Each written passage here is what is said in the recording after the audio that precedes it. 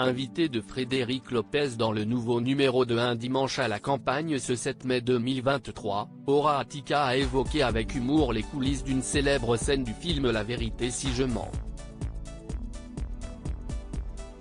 Un tournage qu'elle n'est pas près d'oublier. Ce dimanche 7 mai 2023, Frédéric Lopez recevait 3 nouvelles personnalités dans le numéro inédit d'Un dimanche à la campagne, diffusé sur France 2. L'animateur recevait Aura Attika, Daniel Auteuil et Cyril Lignac. Pendant l'émission, les invités sont notamment revenus sur leur parcours professionnel et leur premier succès.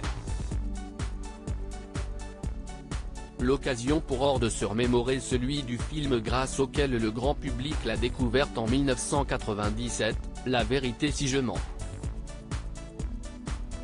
J'ai un peu honte, Aura Attika, Un dimanche à la campagne, évoque sa vraie gifle donnée à Vincent Elbaz dans La vérité si je mens près de 26 ans après la sortie du long métrage réalisé par Thomas Gilou.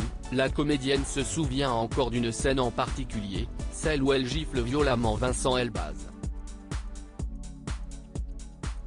L'actrice de 27 ans à l'époque incarne Karine, la petite amie de Dov Mimran, jouée par le comédien.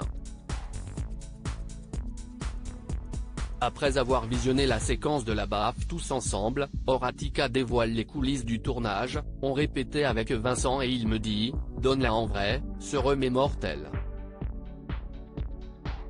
Après un moment d'hésitation, la jeune femme finit par accepter la proposition de son camarade.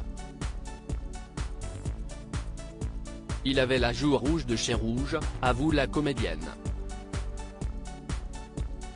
Normalement on triche, rappelle-t-elle en faisant une démonstration avec Daniel Auteuil à ses côtés. Et de conclure, j'ai un peu honte. En plus, je n'avais jamais donné de baffe de ma vie donc j'y suis allé fort, admet l'actrice en riant. Cyril Lignac se confie sur ses débuts très compliqués dans Un dimanche à la campagne au cours de l'épisode. Cyril Lignac est aussi revenu sur l'un de ses souvenirs marquants, ses premiers pas de cuisinier à Paris. Mes parents m'ont donné 10 000 francs, j'ai pris leur Renault 21 et j'arrive rue Oudinot, à côté des Invalides, se souvient-il. Alors âgé de 22 ans, il vient de terminer son service militaire et a trouvé un poste dans le restaurant 3 étoilés d'Alain Passard. Le chef, qui vivait dans une chambre de bonne, confie à quel point cette période a été compliquée pour lui. « Je pleurais, je n'étais pas bien parce que j'étais tout seul.